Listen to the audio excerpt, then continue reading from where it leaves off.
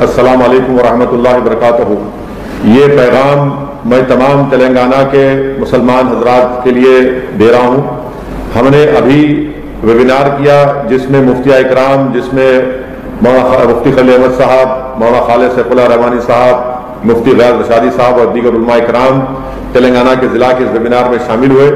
ہم تمام نے متفقہ یہ فیصلہ لیا ہے کہ حکومت کی طرف سے جو لاک ڈاؤن کا جیو جاری کیا گیا ہے، جس میں کہا گیا ہے کہ تمام مسجد کی اور دیگر مذہبی عبادت گاہیں بند رہیں گی، اور میری آپ سے گزارش ہے کہ عید کی نماز آپ اپنے گھر میں ادا کریے۔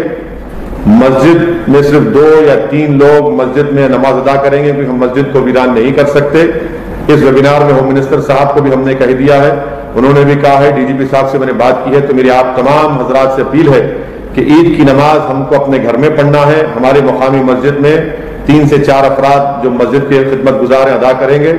کووڈ کا پورا لحاظ رکھیے، ماسک پہنیے، لاک ڈاؤن کے گائیڈ لائنز کو فالو کریے۔